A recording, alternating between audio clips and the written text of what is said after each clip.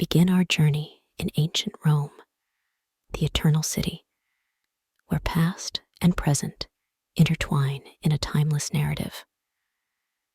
As we cross the ancient walls that once protected this metropolis from the world, we immerse ourselves in the pulsating heart of a civilization that has left an indelible mark on history. Walking along the cobblestones of the Via Appia, one of Rome's oldest and most strategic roadways, the echoes of centurions, merchants, and travelers resonate around us. This ancient road, lined with imposing statues and majestic tombs, guides us toward the city center, where Roman life buzzes with inexhaustible energy. Entering the city, the buzz of voices, the clash of metals, and the aroma of freshly baked bread mix in the air. We find ourselves in the Roman Forum, the core of political, religious, and social life in ancient Rome. Around us, majestic temples rise in honor of gods and goddesses, while orators captivate crowds with their passionate speeches, and senators debate the fate of the Republic. The Roman Forum, the epicenter of public life in ancient Rome, is a labyrinth of ruins that speak of an era of splendor and power. As we move through this sacred space, each step reveals stories of triumphs and tragedies, of gods and men who shaped the history of imperial Rome. Upon entering the Forum, the first thing that impresses us is the Temple of Saturn, with its imposing columns that once held the state treasury. Although only ruins remain, we can imagine its past grandeur, the center of the celebration of Saturnalia, a festival of freedom and joy. Not far away stands the Arch of Septimius Severo, a triumphal monument erected in 203 AD to commemorate the emperor's victories over the Parthians. Its detailed reliefs, though eroded by time, still narrate the glory of those conquests, a lasting testimony to Roman art and propaganda. Walking towards the heart of the Forum, we encounter the Curia Julia, the Senate building. This space, where decisions were made that influenced the fate of the known world, still stands, evoking the political power of Rome. Although its interior today is an echo of its past activity, the structure itself is a reminder of the importance of governance and law in Roman society. The Temple of Vesta, home to the Vestal Virgins, priestesses charged with keeping the sacred fire burning, is another site of profound significance. Although few traces of its original structure remain, the idea of Rome's eternal spirit, which they guarded, is still palpable among these ancient stones. Beyond these monuments, the basilicas of Maxentius and Constantine offer a glimpse into Roman architectural grandeur.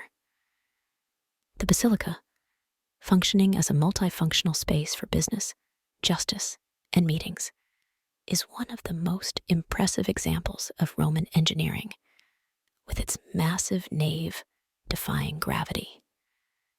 The Forum also contains the rostra, from where orators, including Cicero and Julius Caesar, addressed the citizenry. This platform, although now only a shadow of what it was, remains a symbol of the importance of oratory and debate in Roman public life.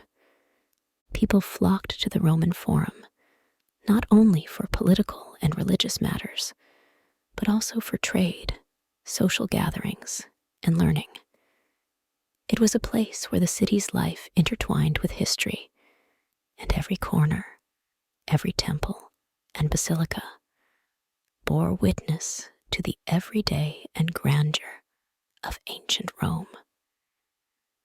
Today, as we walk among these ruins, we witness the enduring influence of Rome on the modern world. The buildings that can still be visited in the Forum connect us with a distant past, reminding us of the complexity and richness of Roman civilization. Continuing our stroll, we reach the Colosseum, the grand amphitheater that symbolizes the power and grandeur of Rome. Imagine the cheers of up to 50,000 spectators, the palpable tension in the air as gladiators and wild beasts fight for their lives in the arena. This imposing monument, witness to countless human dramas, still stands proud, a reminder of the complexity and harshness of Roman life. The Colosseum Roman, a marvel of ancient engineering and architecture, stands as a testament to the greatness and complexity of Roman civilization. Its construction began under Emperor Vespasian around 72 AD and was completed in 80 AD by his son Titus, though further advancements and modifications were added under the reign of Domitian. This amphitheater, the largest ever built in the Roman Empire, was designed to accommodate over 50,000 spectators, eager to witness a variety of public spectacles, including gladiator fights, wild animal hunts, recreations of famous battles, and dramas based on classical mythology.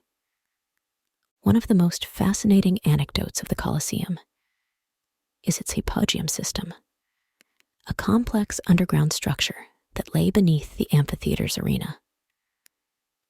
This labyrinth of tunnels and chambers was where gladiators and beasts awaited their turn to enter the arena. The system included elevators and trapdoors that allowed for dramatic entrances, surprising the audience and adding an element of spectacle to the games.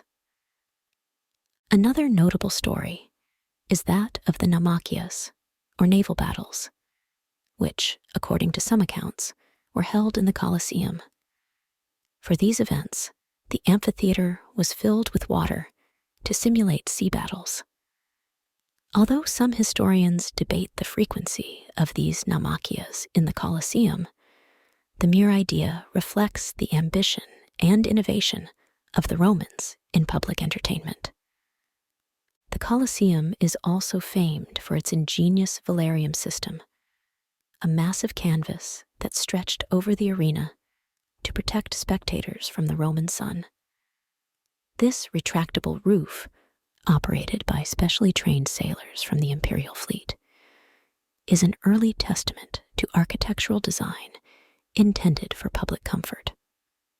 Over the centuries, the Colosseum has witnessed the evolution and changes of Rome, surviving earthquakes, looting, and the passage of time. In the Middle Ages, the building was used as housing, workshop, fortress, quarry, and even as the headquarters of religious orders.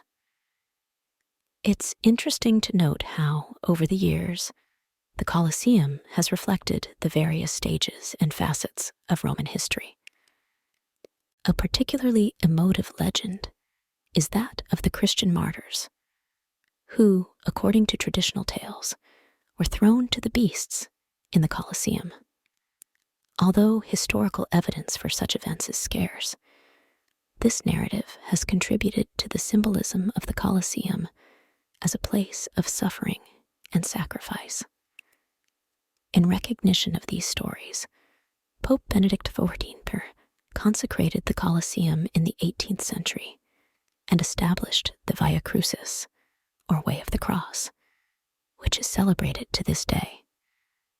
Today, the Colosseum is not only an icon of Rome and a worldwide tourist attraction, but also a symbol of the ingenuity and indomitable spirit of the Roman Empire.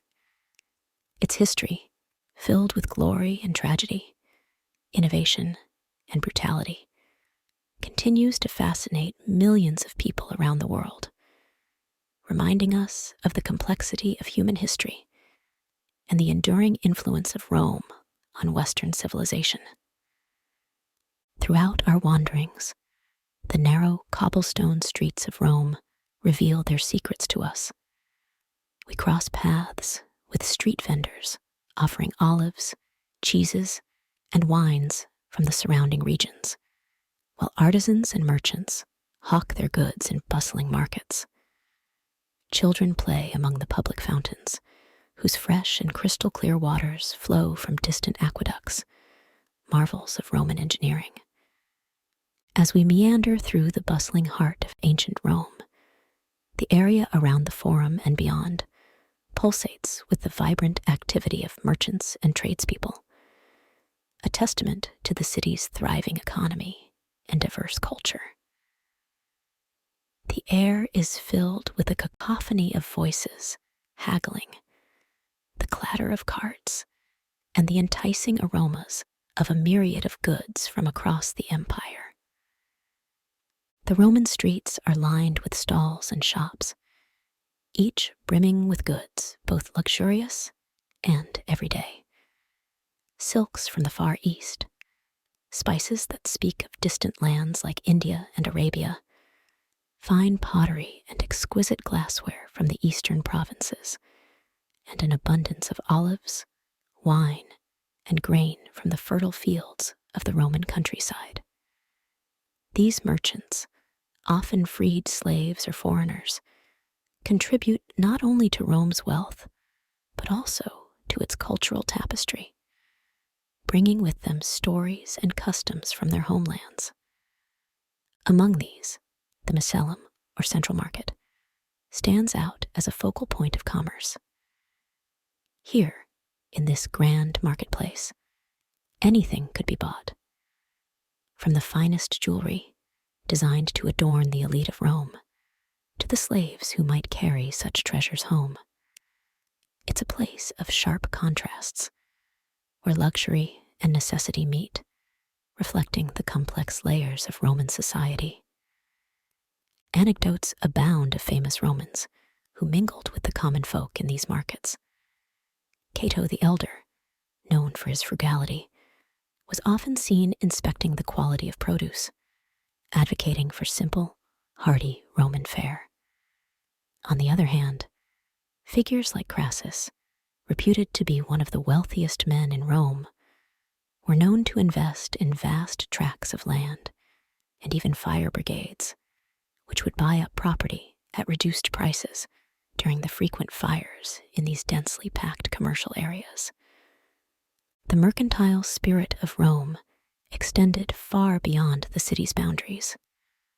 The empire's extensive network of roads and sea routes facilitated a bustling trade that connected Rome with distant corners of the known world. Roman ships set sail from Ostia, the city's bustling port, laden with amphorae of wine and olive oil, returning with exotic goods and slaves to fuel the city's insatiable appetite for luxury and labor. In this thriving marketplace, innovation was as much a commodity as the goods for sale. The Romans were pioneers in the use of coinage and banking practices that would lay the groundwork for modern financial systems. Promissory notes, loans, and even early forms of joint stock companies were all part of the Roman commercial landscape, overseen by the argentarii, or bankers, who conducted their business in the shadows of the great temples, their ledgers recording the ebb and flow of fortune that powered the Roman economy. As we leave the clamor of the marketplace behind, the enduring legacy of Rome's mercantile might is clear. The city was a hub of economic activity that not only enriched itself, but also facilitated cultural exchanges that would shape the course of history. The merchants of Rome, with their diverse wares and far-reaching connections, were as integral to the fabric of the city as the senators who debated in the Forum or the gladiators who battled in the Colosseum. A visit to the public baths immerses us in the importance of leisure and well-being in Roman life. These social gathering centers offered not only steam baths and refreshing pools, but also libraries, gardens, and exercise spaces, demonstrating the refinement and complexity of Roman society. As the sun begins to descend on the horizon, Rome is bathed in golden light, transforming its ancient monuments into dramatic silhouettes against the twilight sky. Life in the city doesn't stop. Taverns and forums come alive with philosophical debates, poetry, and music, while the aromas of Roman cuisine invite passers-by to indulge in the pleasures of the table. Our tour of ancient Rome concludes with a look to the future, to the lasting legacy of this civilization. From the foundations of law, architecture, engineering to the arts and letters, Rome has bequeathed us a cultural and spiritual heritage that continues to resonate through the centuries. As we walk away from its streets and squares, we carry with us not only memories and visions of its past greatness, but also a deep appreciation for the city that was once the center of the known world.